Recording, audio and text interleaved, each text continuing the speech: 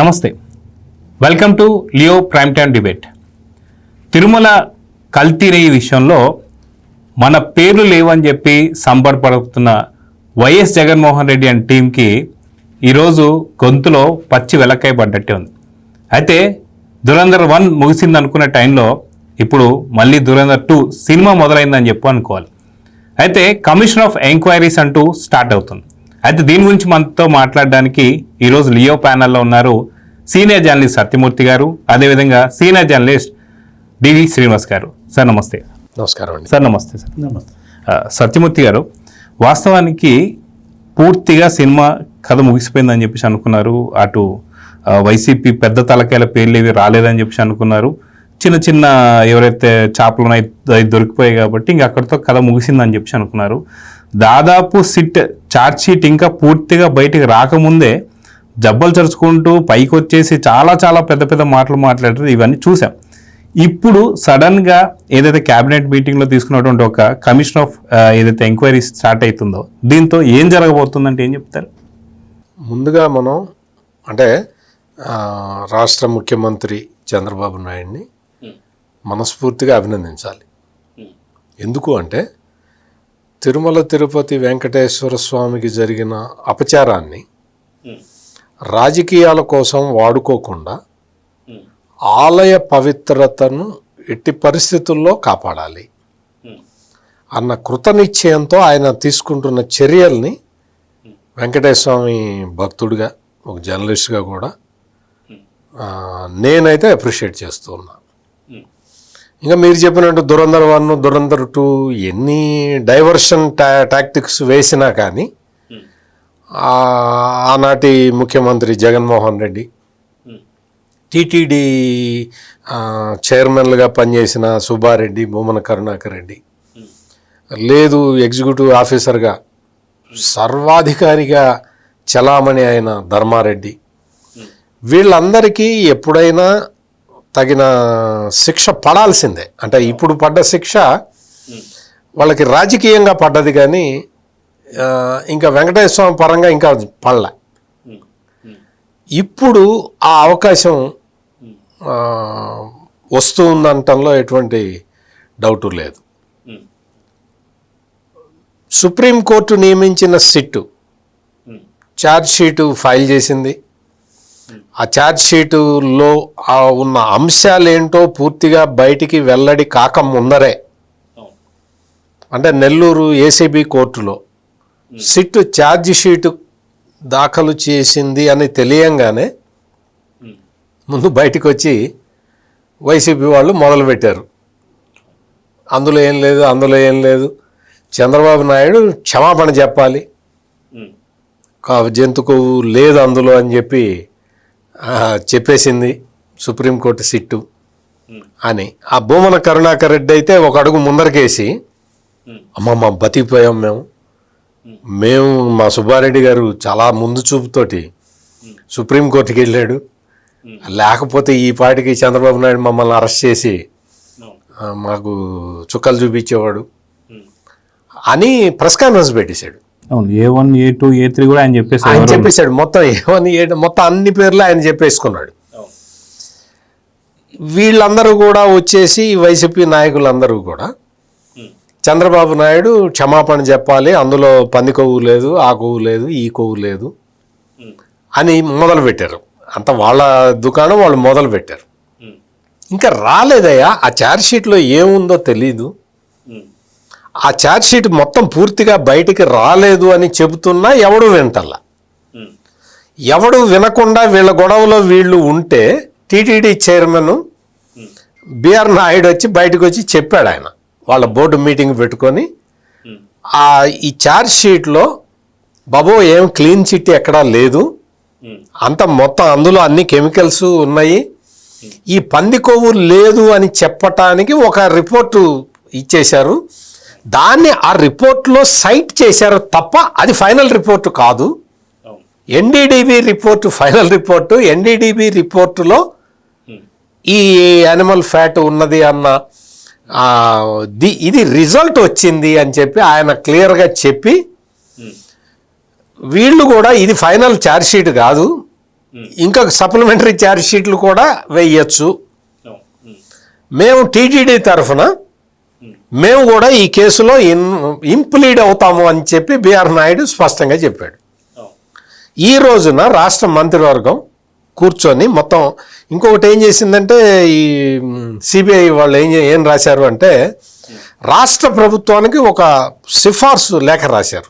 ఏం చేయాలి, కుంభకోణం ఏంటి, ఎక్కడ తప్పు జరిగింది, ఈ తప్పుల్ని మీరు ఎట్లా సరిదిద్దుకోవచ్చు, అసలు ఎవరు తప్పు చేశారు అనేది వాళ్ళు క్లియర్ కట్గా అందులో చెప్పేసి, ఈ దిద్దుబాటు చర్యలు మీరు తీసుకోండి అని కంప్లీట్గా గవర్నమెంట్కి వాళ్ళు ఒక అథారిటేటివ్గా ఒక లెటర్ రాశారు. వాళ్ళ లెటర్ రాగానే వెంటనే అక్కడ ఈవోగా ఉన్న అనిల్ కుమార్ సింఘాల్ని ఒక్క సెకండ్ కూడా ఆలస్యం చేయకుండా ఆయన్ని అక్కడి నుంచి పక్కకి తొలగించారు చంద్రబాబు నాయుడు. ఇంకా మిగిలిన వాళ్ళు బాలాజీ అని చెప్పి అక్కడ ఫైనాన్స్ ఆఫీసరు, మొత్తం ధర్మారెడ్డికి ఆయన బినామీ, డిఫాల్ట్ షాడో ధర్మారెడ్డి అతను, ఆ బాలాజీ అనే అతని మీద చాలా ఆరోపణలు ఉన్నాయి. అతనే అన్ని బిల్స్ శాంక్షన్ పాస్ చేసేది అతనే అనమాట. అతన్ని తెచ్చి పెట్టుకున్నారు వీళ్ళు కావాలని. ఇప్పుడు అతని పేరు కూడా చెప్పింది, అనిల్ కుమార్ సింఘాల్ పేరు చెప్పింది, ఆ బాలాజీ పేరు చెప్పింది, ధర్మారెడ్డి పేరు చెప్పింది. ధర్మారెడ్డి రిటైర్ అయి ఉన్నాడు, బాలాజీ మీద రేపు ఎల్లుండి చర్య తీసుకుంటారు. అనిల్ కుమార్ సింఘాల్ని అక్కడి నుంచి పక్కకి తప్పించారు. అంటే రిపోర్టు రాగానే తక్షణ చర్యలు తీసుకున్న వ్యక్తి చంద్రబాబు నాయుడు. అంతకుముందు కల్తీ ఉంది అని వస్తే అప్పట్లో చైర్మన్గా ఉన్న వైవి సుబ్బారెడ్డి ఏం చేశాడు, ఆ రిపోర్టు పెట్టి దొరికావు బిడ్డ, పిలు సాయంత్రం వాళ్ళందరినీ మా ఇంటికి పిలు అని పిలిచి, నీ మీద ఇట్లా రిపోర్ట్ వచ్చింది మరి ఏంటి అని అడిగిన బ్యాచ్ అది, యాక్షన్ తీసుకుంటున్న బ్యాచ్ ఇది. అందుకని ముఖ్యమంత్రి చంద్రబాబు నాయుడు ఇప్పటికే చాలాసార్లు చెప్పాడు, వెంకటేశ్వర స్వామి తనను తాను కాపాడుకుంటాడు, మనల్ని అందరినీ కూడా కాపాడుతాడు, ఏం వర్రీగా మాగనని చెప్పాడు. ఇప్పుడు కమిషనర్ ఆఫ్ ఎంక్వైరీస్కి ఇవ్వటం అనేది ఒక కీలకమైన చర్య. ఇదేదో రాజకీయంగా ఏదో కక్ష సాధించడం, వాళ్ళు ఏదో జగన్ ఏదో అన్నాడని, సుబ్బారెడ్డి ఏదో అన్నాడు, కరుణాకర్ రెడ్డి ఏదో అన్నాడని పట్టుదలకి చేసింది కాదు. ఇది తిరుమల కొండని ప్రక్షాళన చేయడానికి తీసుకున్న ప్రధానమైన నిర్ణయం. అందరం కూడా దీన్ని సపోర్ట్ చేయాలి, స్వాగతించాలి. అయితే డివి శ్రీనివాస్ గారు ఎలా చూడాలంటారు? వాస్తవానికి ఏంటంటే, అసలు తిరుమల కొండ పైన గతంలో బ్రిటిషర్స్ కావచ్చు, నిజాం రాజులు కావచ్చు, ఎంతమంది పరిపాలించిన ఇప్పటిదాకా కనీసం కొండ వైపు కూడా చూడలేదు. ఇంకా తిరుమల దేవస్థానానికి సంబంధించి ఏదైనా సరే చదివింపులు చదివించుకున్న వాళ్ళు ఇప్పటిదాకా మనం చూసాం. కానీ గతంలో రాజశేఖర రెడ్డి గారి గురించి మనం ప్రస్తావన వచ్చింది, అది మనం చూసాం. ఇప్పుడు అది చూసానా నేర్చుకుంటారనుకుంటే వైఎస్ జగన్మోహన్ రెడ్డి గారి పాలనలో మరీ కొండను పూర్తిగా ఏదైతే ఋషికొండని బోడిగుండి చేసినట్టుగా తిరుమల కొండ పైన కూడా ఇలాంటి చర్యలే చూస్తూ వస్తున్నాం. ఎలా చూడాలంటారు? అంటే పెనం మీద నుంచి పొయ్యిలో పడ్డారు, అదేం అర్థమయ్యేది కదా నాకు. ఆ సామెత ఏంటి, పెనం మీద మామూలు వేడి, పెనం మీద నుంచి పొయ్యిలో పడితే తగలబడిపోవడం. ఇప్పుడు సిబిఐ సుప్రీంకోర్టు వేసిన సిట్ ఇవాళ మామూలుగా వీళ్ళని పెనం మీద వేయించిందా? ఇప్పుడు మన సత్యమూర్తి గారు చెప్పినట్టు విచారణ కమిషన్ ఆఫ్ ఎంక్వైరీస్ ఇవాళ ఏంటి, పొయ్యిలో పడ్డట్టేనా? పొయ్యి అది. అంటే ఇప్పుడు అక్కడ సూత్రధారి తప్పించుకున్నాడా, అధికారులే బలయ్యారా? ఆయన సింఘాల్, అనిల్ కుమార్ సింఘాల్ పైన కూడా వేటు పడింది. మరి ధర్మారెడ్డి లేకపోతే బాలాజీ కూడా జరుగుతాయి. ఎందుకంటే సిట్ ఇచ్చింది ఒక 14 పేజీల నివేదిక వాళ్ళపైన చర్యలు తీసుకోమని. అంతవరకే అది పరిమితం అవ్వడం వైపున అనేక సందేహాలు. ఎందుకని సిట్ సూత్రధారి వైపు వెళ్ళలేదు, అంతిమ లబ్ధిదారుని ఎందుకు తేల్చలేదు? చర్చ, వాళ్ళ జనంలో చర్చ దీనిపైన. ఇప్పుడు అధికారి ఏంటి, ఆయన బాధ్యత, సింఘాల్ బాధ్యత ఏంటి? బోర్డు తీసుకున్న నిర్ణయాన్ని అమలు చేయటం వరకే.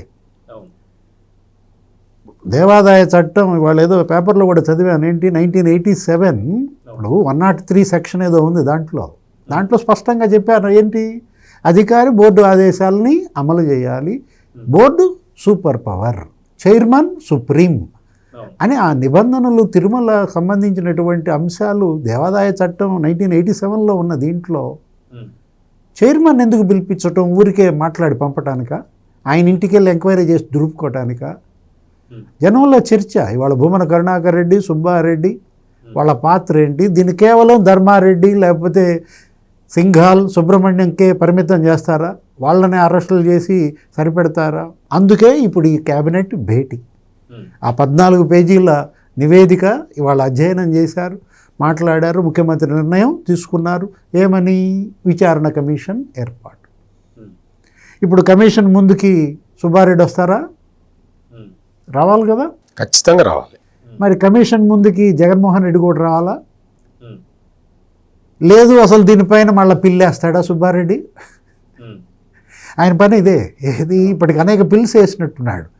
అసలు వీళ్ళకి అసలు విచారించే అర్హత లేదు అన్నాడు. దాని మీద ఒక పిల్లు వేసాడు, సుప్రీంకోర్టుకి వెళ్ళాడు. సరే, సుప్రీంకోర్టు ఎందుకు వచ్చిందని చెప్పి సిబిఐని ఇక్కడ సిఐడిని కలిపేది ఒక 5 కమిటీతో వేసింది. వాళ్ళు అడిగారు ఈయన యొక్క బ్యాంకు లావాదేవీలు, యాక్సిస్ బ్యాంక్. మళ్ళీ కోర్టుకు వెళ్ళాడు. ప్రైవసీ మేము ఎట్లా ఇస్తాము, మా ఆవిడది ఎట్లా ఇస్తాం అసలు అని చెప్పి మరి వెళ్ళారు ఆ స్వర్ణలత మేడం. ఇద్దరే అడిగారు సుబ్బారెడ్డి. ఎందుకని అంత భయం? బ్యాంకు లావాదేవీలు సుబ్బారెడ్డి ఎందుకు ఇవ్వలేదు? అక్కడే అర్థమైపోలా. పిఏ అప్పన్న సుబ్బారెడ్డి పిఏ కాదా? విపిఆర్ పిఏనా? కాదు, నాకు నా పిఏ కాదని చెబుతున్నాడు కదా. అసలు జగన్మోహన్ రెడ్డి ప్రెస్ మీట్లో చెప్పాడు. ఏంటి, ఏదో చెక్ ఇచ్చాడు, 50,000కి నెల చెక్ వేసేవాడు, చెక్కులు ఇచ్చారు జీతాలకి విపిఆర్. అసలు నన్ను అటాచ్ చేసిందే సుబ్బారెడ్డి. నా దగ్గర లేవు డబ్బులు, నువ్వు అంటే నేను ఇచ్చాను. నా కంపెనీలు నేను అనేక మందికి దానం చేస్తుంటాను, నెలకు 10,000, 25,000, 50,000 ఇచ్చేవాడిని. అంటే 25,000, 50,000 జీతగాడు 100 కోట్ల టర్న్ ఓవర్ చేసే డైరీ యజమాని పిలుస్తాడు ఢిల్లీ. పిలిచి మరి డిసైడ్ చేయమంటాడు, కమిషన్ డిమాండ్ చేస్తాడు. చేయగలడా? అతని జీతం 50,000, 25,000, 100 టర్న్ ఓవర్ చేసేవాడిని పిలిపించి బెదిరించడం ఎవరున్నారు వెనక సూత్రధారి? ఇందాక సత్యమూర్తి గారు చెప్పారు. ఎందుకు కలిశాడు విపుల్ జైన్ వచ్చి సుబ్బారెడ్డిని? ఇప్పుడు నీకు ఫిర్యాదు చేశాడా లేదా? నీ పిఏ పైన లంచం అడిగాడని అన్నాడా లేదా? నీ పిఏ అని చెప్పి స్పష్టంగా సిబిఐ ఛార్జ్షీట్లో ఉంది. ఒకసారి కదా 5 చోట్ల ఉంది.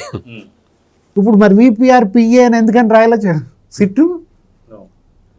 అంటే ఇప్పుడు నువ్వు ఎలా అయినా ఇందులో నుంచి తప్పించుకోవాలని సుబ్బారెడ్డి, తప్పించాలని మరి అబ్బాయి, బాబాయి మనం చూస్తున్నాం రకరకాల విన్యాసాలు. ఈరోజు పార్లమెంట్ దగ్గర ప్లే కార్డు పట్టుకుని నుంచున్నాడు. నేను చూసా, ఊరికి ఎవరున్నారు అని చూస్తే ఒక 8 మంది నుంచుని ప్లే కార్డులు పట్టుకుంటే నాకు వాళ్ళ ముఖాలు కనపడలా.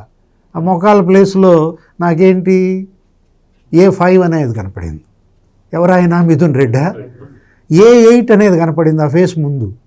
ఎవరైనా అవినాష్ రెడ్డా? వివేక హత్య కేసు. ఇక నంబరింగ్గా ఇచ్చినట్లేరు ఈయనకి. ఎవరికి? సుబ్బారెడ్డిగా. A1, A2 ఇస్తారా రేపు భవిష్యత్తులో? మొత్తం ఈ విచారణ కమిషన్ తెలుస్తాను. ఎందుకంటే ఇది స్వామివారికి సంబంధించినట్టు అంశం. ఇది మహాకుట్ర. జగన్ ఏంటంటే తిరుమల తిరుపతి దేవస్థానం ఈ కల్తీ నెయ్యి అనేది ఇది గ్రేటర్ కాన్స్పిరసీ. ఇదేంటి? ఇది హైందవంపై దాడి, ఇది మతంపై దాడి కాదు, భక్తిపై దాడి, ఆధ్యాత్మికపై దాడి అన్నమాట. ఇవాళ దేవదేవుడి విశ్వాసం, నమ్మకం, తిరుమల ఆదాయాన్ని దెబ్బతీసే కుట్ర, లడ్ల అమ్మకాన్ని దెబ్బతీసే కుట్ర, అంటే భక్తుల సంఖ్యను తగ్గించే కుట్ర. దీని వెనక దాగి ఉన్నటువంటి మహాకుట్ర ఏంటంటే ఎందుకు వీళ్ళు అక్కడ చేరారు, ఈ విధంగా ఎందుకని ఈ పందికొక్కులు ఆ విధంగా అక్కడ మొత్తం చేరి ఆ గాది కింద పందికొక్కులా లేకపోతే గుళ్ళో పందికొక్కులా? మామూలుగా పందికొక్కులు తెలుసు సత్యమూర్తి గారికి, ఏంటి గాది కింద ఉంటాయి, గాది కింద ఉంటాయి. కానీ ఇవి ఆ గుళ్ళో పందికొక్కుల భరతం ఈ విచారణ కమిషన్ పట్టుద్దా? సో సత్యమూర్తి గారు, వాస్తవానికి ఈ యొక్క కల్తీ నెయ్యి విషయాన్ని అనేక ఏమంటారు అనమాట కుట్ర కోణాలకు సంబంధించి వాళ్ళు ఎంతో వాళ్ళు అటు తిప్పాలని చూశారు. లాస్ట్కి దీన్ని వక్రీకరిస్తానికి అంబటి రాంబాబు గారితో కూడా బూతులు తిట్టించారు. దాన్ని ఎక్కడికో డైవర్ట్ అవుతుంది అనుకున్నారు, కానీ అడుదిరిగిడిది మళ్ళీ అటువైపే వస్తుంది. సో ఎక్కడికి వెళ్ళినా సరే వీళ్ళకైతే కల్తీనే విషయం అయితే ఎక్కడ దారి తప్పడంలా. సో వీళ్ళు అనుకున్నటువంటి ప్లాన్ సక్సెస్ అయిందా కాలేదంటే ఏం చెప్తారు? అంటే అంబటి రాంబాబుని తీసుకొచ్చి క్యాస్ట్ యాంగిల్ తీసుకొచ్చారు. ఎంత నిజంగా వీళ్ళని ఏమనాలో కూడా అర్థం కావట్లేదు. ఇప్పుడు మామూలుగా ఒక్క అంబటి రాంబాబుని తీసుకొచ్చి కాపుల మీద దాడి చేస్తున్నారు అంటే కొంతమంది అన్న ఒక 1% 2% అన్న నమ్మేవాళ్ళు. ఎట్ ది సేమ్ టైం జోగి రమేష్ని తీసుకొచ్చారు.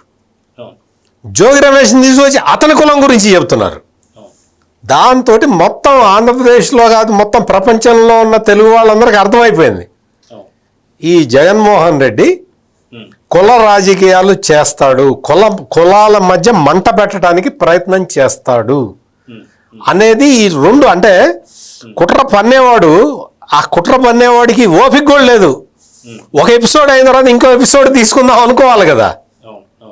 లే తొందర చేసేయాలని చెప్పి ఒకవైపు కాపు నేత అంబటి రాంబాబు అని ఒకవైపు, ఇంకొక వైపు ఏమో బీసీ నేత జోగి రమేష్ అని మొదలు.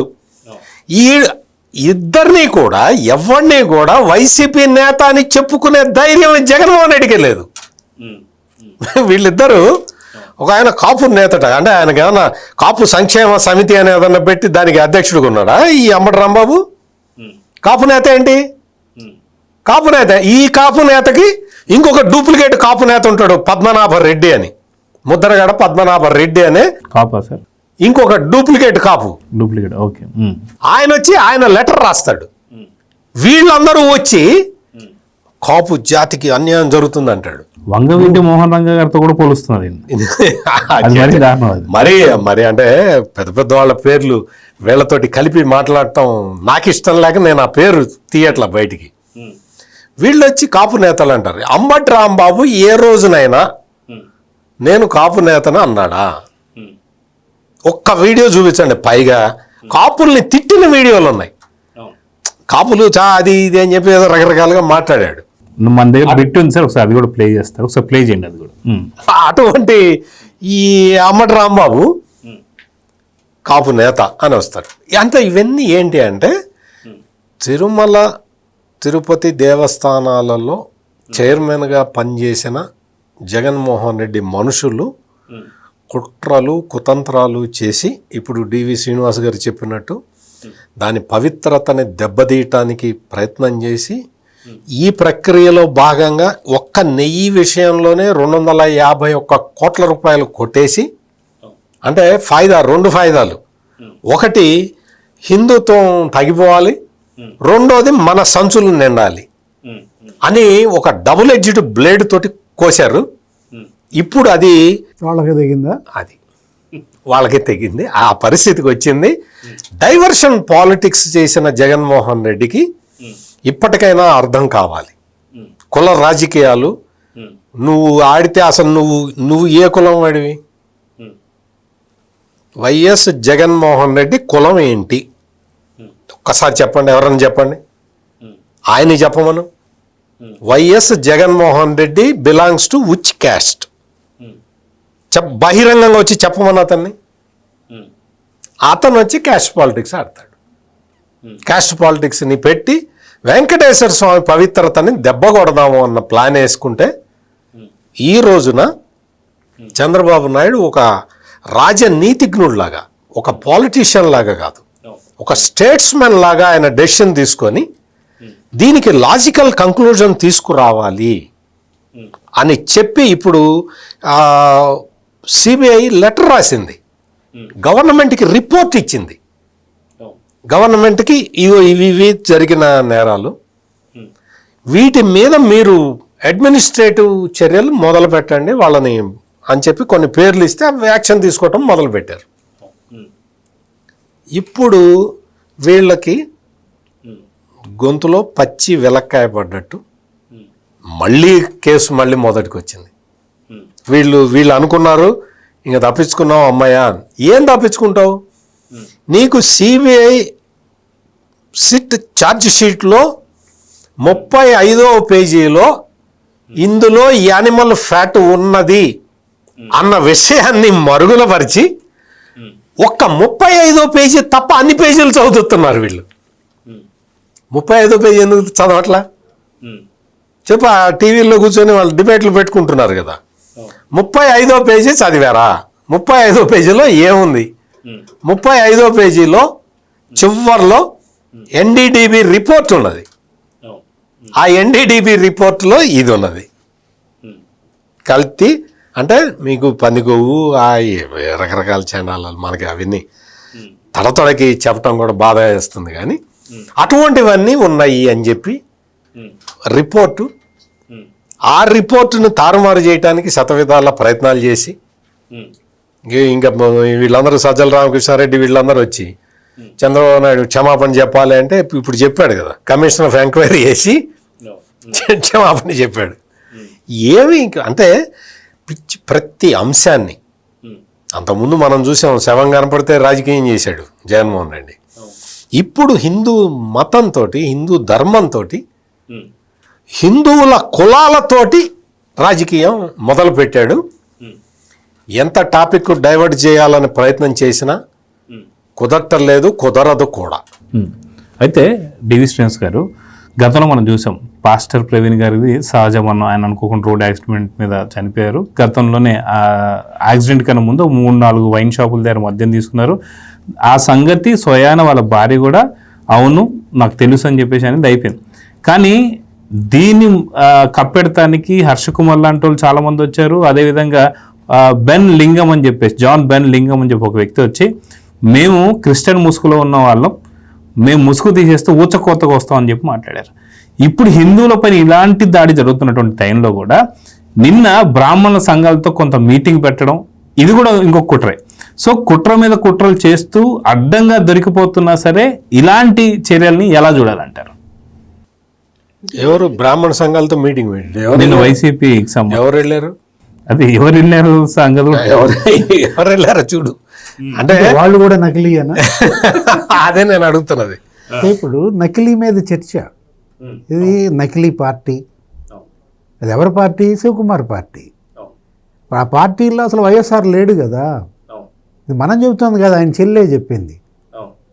ఏంటి ఎస్ అంటే ఏంటి, ఆర్ అంటే ఏంటి తనే చెప్పింది కదా. సుబ్బారెడ్డి లేకపోతే ఇతనెవరు, సాయి రెడ్డి, రామకృష్ణారెడ్డి అని చెప్పింది ఎవరు? షర్మిల. ఒక నకిలీ పార్టీ, నకిలీ నాయకుడు, అసలు నకిలీ అన్న.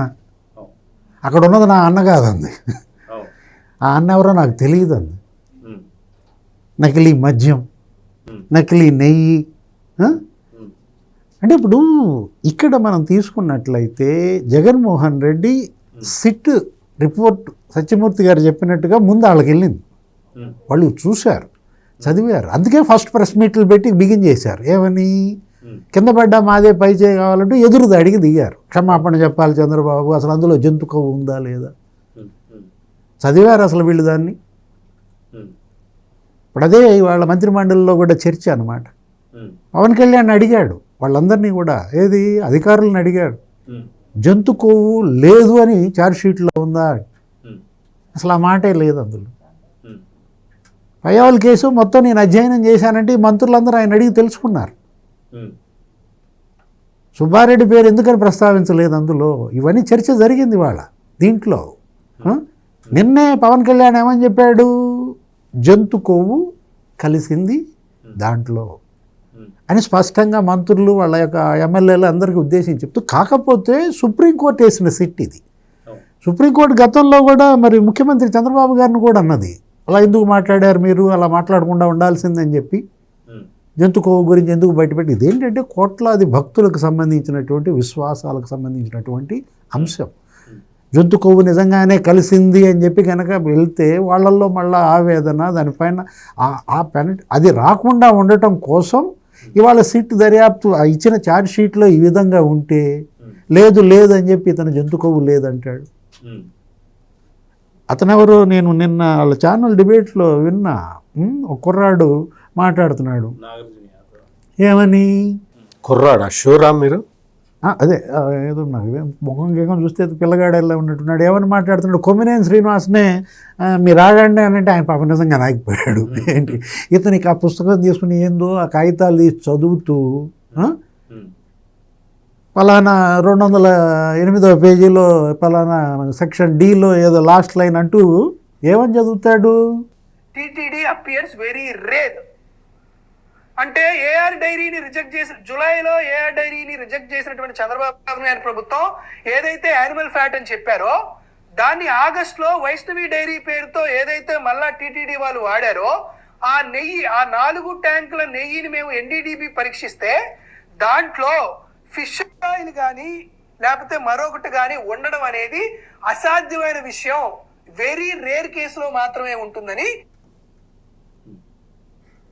వెరీ రేర్ అంటే మీనింగ్ ఏంటి సత్యమూర్తి గారు? అసాధ్యమా? లేదనైతే కాదు. అంటే నాకు ఇతను చాలా ఎడ్యుకేటెడ్, పీజీ చేశాడు, ఏదో చెప్తుంటారు కదా. అతనికి టికెట్ ఇవ్వాలనుకున్నట్టున్నాడు జగన్మోహన్ రెడ్డి, అసలు ఏదో పార్లమెంట్కి పంపాలనుకున్నట్టున్నాడు. రేర్ అంటే అసాధ్యమా? అసలు అసాధ్యం, ఇంపాసిబుల్ అనే పదం అతను చదివాడా ఆ సెంటెన్సుల్లో? అంటే ఇప్పుడు రేర్ అంటే నాకు తెలిసిన అర్థం, సత్యమూర్తి గారికి తెలిసిన అర్థం ఏంటి? అరుదు. అరుదు అంటే ఉన్నదనే, కానీ లేదనైతే కాదు. అవును, లేదనైతే కాదు, ఉన్నది అనేదే ఖచ్చితంగా. ఎంత వక్ర భాష్యాలు చెప్తున్నారు, ఏ విధంగా వక్రీకరణ చేస్తున్నారు. ఇది కదా డైవర్షన్ పాలిటిక్స్ అంటే.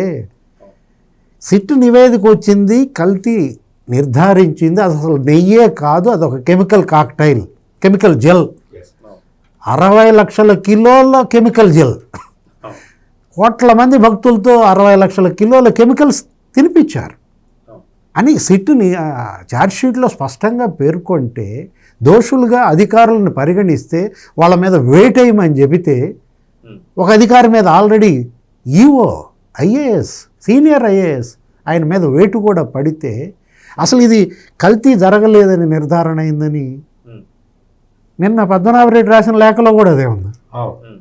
కల్తీ జరగలేదని సిట్ నిర్ధారించిందా? జంతు కొవ్వు లేదని నిర్ధారించిందా? అక్కడ తిరుపతిలో ఎపిసోడ్ బిగిన్ చేశాడు, యాగం ఏంటది, నిందా పరిహార హోమం ఏదో పెట్టాడు, ఫ్లెక్సీ పెట్టాడు. ఆ ఫ్లెక్సీలో చంద్రబాబుని పవన్ కళ్యాణ్ని రాక్షసులుగా వాళ్ళిద్దరు రక్తం పోస్తున్నట్టుగా ఫ్లెక్సీ పెట్టాడు. అది కదా అసలు ఇప్పుడు ఈ ఫ్లెక్సీ వారికి కారణం. అది అతనికి తెలియదేమో, అది నిందా పరిహార యాగం అనేది ఇప్పటివరకు ఎవడు కనిపెట్టలే ఋషులు మునులు. అది ఆయుష హోమం చేయించుకున్నాడు. ఎందుకు? ఇవన్నీ వస్తాయి. పాప పరిహార యాగం వాళ్ళు చేయాల్సింది, పాప పరిహార యాగం. ఆ మాట అనకుండా నింద అనేది ఇచ్చాడనమాట.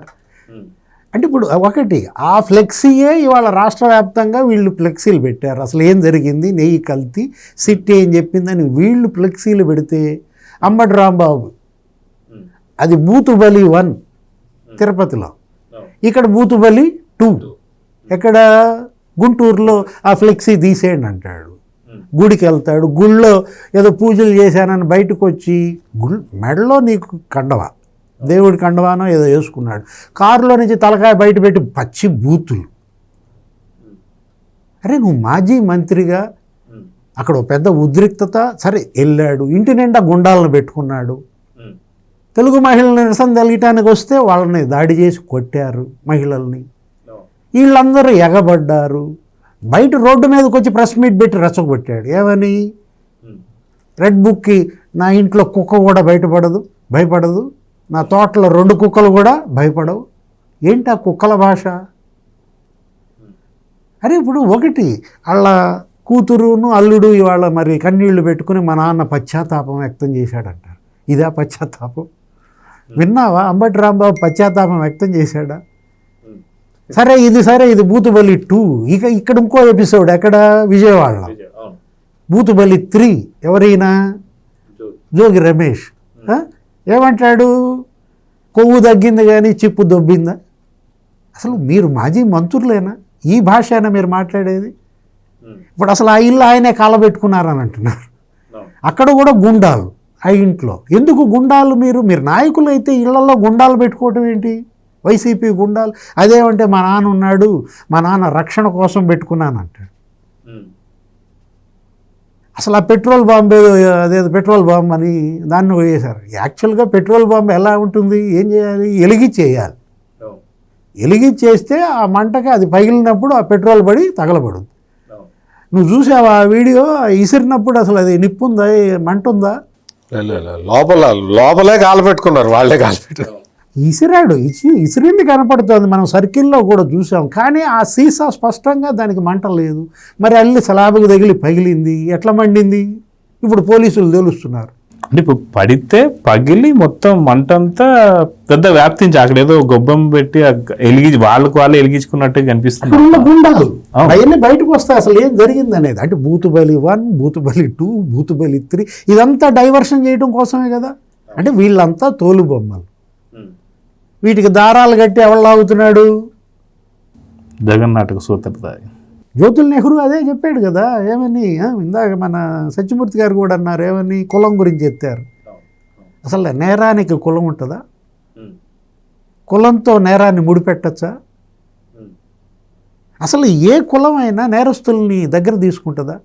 నువ్వు కాపు కులం అని చెప్పుకోవటానికి వాళ్ళు సిగ్గుపడుతున్నారు, ఇతను కాపు అని చెప్పుకోవటానికి. ఇతనే తిట్టాడు కదా, వీడియో కూడా మీరు అన్నారు కదా, ఇప్పుడే చూపించారు కదా, కాపులను ఉద్దేశించి అతను మాట్లాడిన మాటలు. కాపులు అధికంగా మాంసం తింటారు, కాపులు ఎక్కువగా తాగుతారు. నువ్వు కాపువా? అతను ఎవడో అంటాడు నేను కాపు నాకు అంటాడు. ఆ పేరుని నాని పవన్ కళ్యాణ్ ఉద్దేశించి నేను కాపు నాకు, ఆ పదం మనం పలకలే. అంటే వీళ్ళు కాపులు ఎలా అవుతారు? అంటే ఏదో రకంగా కూటమిని భగ్నం చేయాలి, కాపులకి కమ్మాళ్ళకి మధ్య తగాదా పెట్టాలి. మళ్ళా మేము ఈ 15 ఏళ్ళు ఇక మాకు అధికారంలో లేకపోతే ఎలా? ఇది డైవర్షన్. వాళ్ళు ఏంటంటే వాళ్ళ ఇల్లు వాళ్ళు కాదు తగలబెట్టుకుంది, ఇవాళ ఏంటి వాళ్ళ పార్టీని వాళ్ళు తగలబెట్టుకుంటున్నారు, ఆ పార్టీనే తగలబెట్టుకుంటున్నారు. సో సత్యమూర్తి గారు, ఫైనల్గా చూసుకుంటే ఏదో ప్లాన్ వేసింది కాస్త బెడ్స్ కొట్టింది. కానీ జగన్మోహన్ రెడ్డి ఇంత జరుగుతున్న తర్వాత కూడా ఇంకా నిన్న మొన్నటి దాకా రాకపోవడంతో చాలా పెద్ద ఎత్తున మనం నిన్న డిబేట్లో కూడా మనం చూసాం. సొంత కార్యకర్తలే నువ్వు ఇంకా యలంకలో పడుకుంటున్నావు అంటే, అది కాక అంబటి రాంబాబు లాంటి వాళ్ళు, ఆర్కే రోజా లాంటి వాళ్ళు, జోగి రమేష్ లాంటి వాళ్ళు, వీళ్ళంటి వాళ్ళందరూ పార్టీలో పెట్టుకోవడం వల్ల పార్టీ పూర్తిగా దగ్ధం అవుతుంది. ఇలాంటి పరిస్థితుల్లో ఆయన అంబటి రాంబాబుని పరామర్శించడానికి ఎల్లుండి జోగి రమేష్ దగ్గరికి వెళ్తాడంట.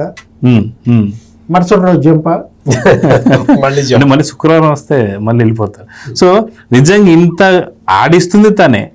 వాస్తవానికి ఇక్కడ చాలా మంది వైసీపీకి సంబంధించినటువంటి ఒక నేతల్లోనే ఒక చర్చ నడుస్తుందట. ఎందుకని కాపులను తీసుకొస్తున్నాడు, ఎందుకని ఇక్కడ బీసీలు తీసుకొస్తున్నాడు అని చెప్పేసి. అంటే రెడ్లు ఎక్కడ కూడా ఇలాంటి పనులు చేసినది లేదు. అది కాక కులం చిచ్చు రగల్చాలంటే, అదే విజయసాయి రెడ్డి గారు చెప్పినట్టు కూటమిని విడదీయాలంటే కమ్మ కాపును విడదీయాలి కాబట్టి ఇలాంటి ప్లాన్ వేసారా అని చెప్పేసి వాళ్ళే చర్చించుకుంటున్నారు. అయితే రేపు నిజంగా ఇప్పుడు డివిఎస్ గారు చెప్తున్నట్టు రేపు వచ్చి ఏమని పరామర్శిస్తారంటే ఏం చెప్తారు?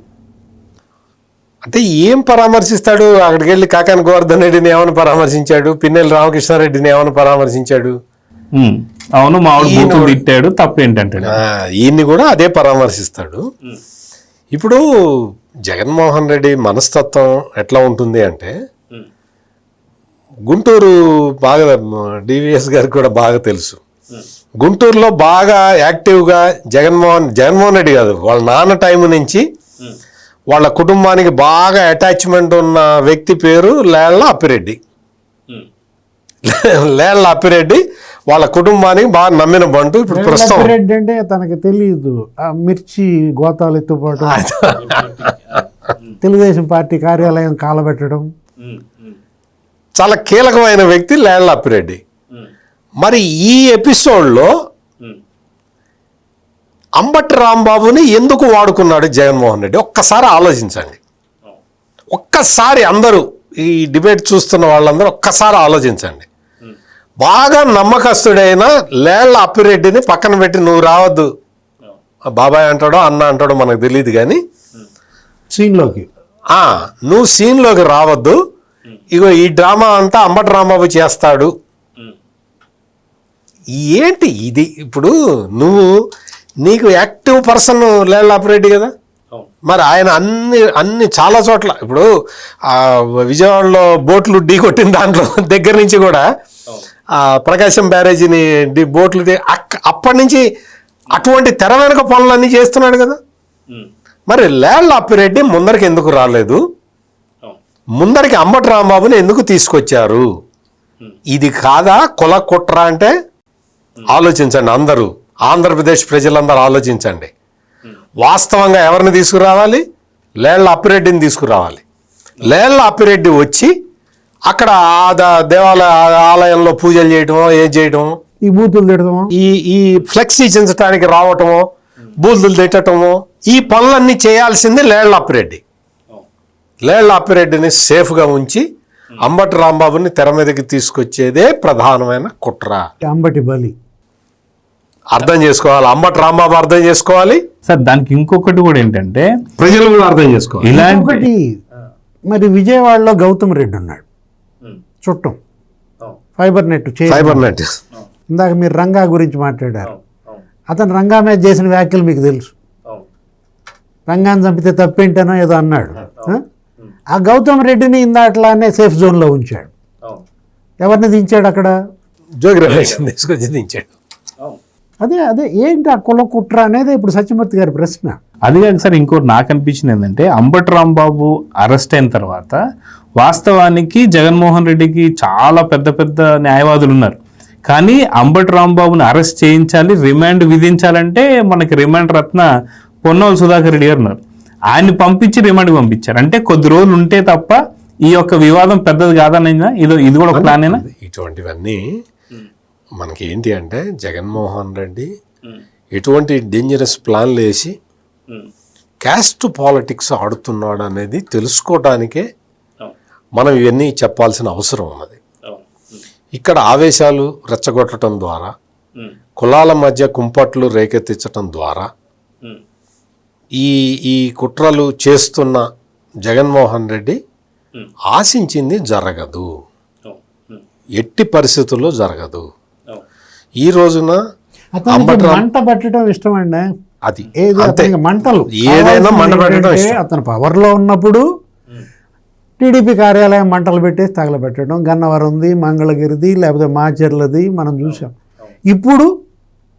ఇప్పుడేంటి సరే ఇక వాళ్ళు ఎటు అధికారంలోకి వచ్చారు, ఇప్పుడు అలా ఎదిలిస్తే మళ్ళీ లేనిపోయింది మనల్ని ఇరగదీస్తారనో మరి పంపిస్తారనో ఇప్పుడు సొంత ఇల్లు తగలబెట్టుకోవటం, అంబటి ఇల్లు తగలబెట్టుకోవటం, లేకపోతే జోగి రమేష్ వాళ్ళు చివరికి ఇక వాళ్ళ కొంప తగలబెట్టుకోవటం కాదు, వాళ్ళ పార్టీయే తగలబెట్టు.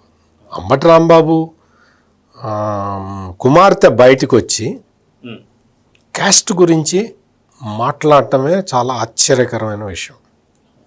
అంబటి రాంబాబు కుమార్తె వచ్చి ఇట్లా మా నాన్నకి ఇట్లా అన్యాయం జరిగిందనో ఏదన్నా చెప్పి వెళ్ళిపోవాలి.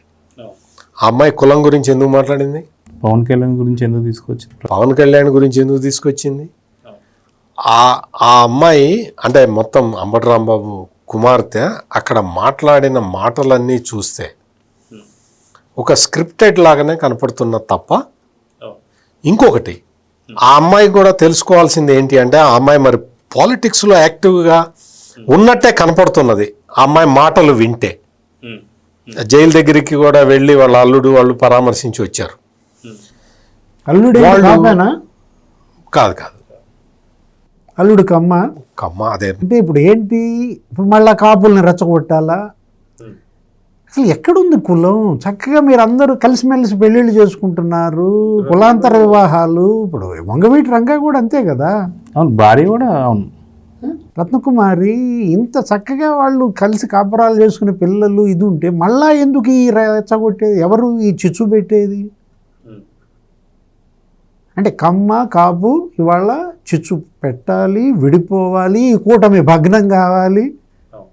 ఆయన ఏమో 15 ఏళ్ళు అంటున్నాడు. పవన్ కళ్యాణ్ 15 సంవత్సరాలు ఈ గవర్నమెంట్ ఉంటుందని చెప్తున్నాడు. ఈ 15 ఏళ్ళు మా పార్టీ ఉండదు కదా, నేను నడపలేను కదా. అందుకని అంబటి రాంబాబు కుమార్తె ఆమె వాళ్ళ నాన్న ఎట్లా మాట్లాడతాడు, పాత వీడియోలన్నీ కూడా తెచ్చుకొని ఒక్కసారి చూడాలి. అమ్మాయి చెప్పాల్సింది ఏంటి అంటే ఎస్ ఇప్పటి వరకు మా నాన్న మాట్లాడిన మాటలన్నీ కరెక్టు, నేను ఎండార్స్ చేస్తున్నాను అని ఆ అమ్మాయి స్టేట్మెంట్ ఇవ్వగలదా? అంబటి రాంబాబు మాట్లాడిన బూతులు అవన్నీ ఆ మొత్తం ఆ టోటల్ ఎపిసోడ్ అంతా చాలా ఉన్నాయి వీడియోలు, యూట్యూబ్లో దొరుకుతాయి. అవన్నీ చూసి మా నాన్న మాట్లాడేవి మాటలు కరెక్టు అని అమ్మాయి చెప్పగలదా? అందుకని రాజకీయాలు ఎవడో చెప్పినట్టు మాట్లాడటం అంటే రాజకీయం కాదు, వాళ్ళ చేతిలో కీలు బొమ్మలు కావటం. రాజకీయం చేయటం అంటే ప్రజలకి మేలు చేయటం. ఆ డెఫినేషన్ని మీరు అర్థం చేసుకోండి. మీరు అర్థం చేసుకున్నా చేసుకోకపోయినా కమిషనర్ ఆఫ్ ఎంక్వైరీ చేయాల్సిన పని చేస్తుంది. వెంకటేశ్వర స్వామికి అపకారం చేసిన వాళ్ళని, వెంకటేశ్వర స్వామి అపచారం చేసిన వాళ్ళని అందరి పని పడుతుంది.